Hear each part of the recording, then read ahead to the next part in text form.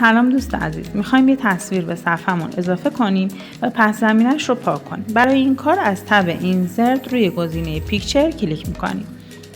پنجره اینسرت پیکچر که باز شد، از لیست سمت در واقع چپ ما میتونیم موقعیت قرارگیری تصویرمون رو انتخاب کنیم. مثلا من توی دسکتاپم تصویر ذخیره کردم، انتخابش میکنم، بعد تصویر مورد نظر یا دابل کلیک میکنم روش یا انتخابش میکنم و اینسرت رو میزنم تا تصویر به صفحم اضافه بشه.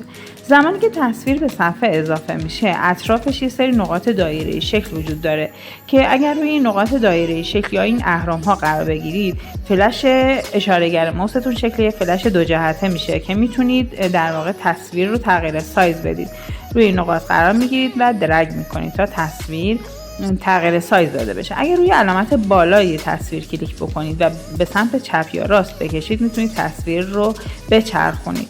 برای جابجایی تصویرم روی علامت سمت در واقع راست یا چپ تصویر قرار داره. معمولا این گزینه ورپ تکست کلیک میکنید و یکی از گزینه‌های این قسمت رو انتخاب میکنید. وسط تصویرتون قرار میگیرید که اشاره‌گر ماوستون شکل فلش 4 جهته بشه، کلیک میکنید و میکشید، تصویر جابجا میشه. زمانی که تصویر فعاله، یه تب اون بالا فعال میشه برامون به نام تب فرمت که اولین گزینه‌اش ریموو بک‌گراند، یعنی پاک کردن پس زمینه. اگر روی این گزینه کلیک بکنید، یه لایت صورتی رنگ روی تصویرتون قرار میگیره که اون قسمت‌های صورتی رنگ پاک میشه و یک تب هم این بالا براتون فعال میشه به نام بک‌گراند ریموو که تنظیمات این قسمت هست. اولین گزینه‌اش مارک اریا تو کیپه، یعنی اون قسمت‌هایی که می‌خوای رو برامون نگه داره، چون الان قسمت‌های صورتی رنگ پاک میشه. اگه این گزینه رو انتخاب کنم، اشاره‌گر موسم شکلی قلم میشه که میتونم کلیک کنم و بکشم.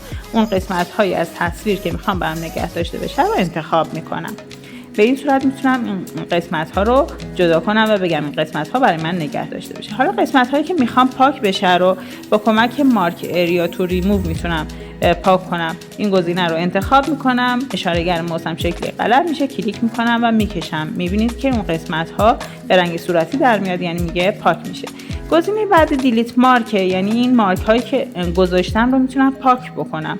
این گزینه رو انتخاب کنم، کافیه روی مارک مورد نظر کلیک بکنم تا پاک بشه.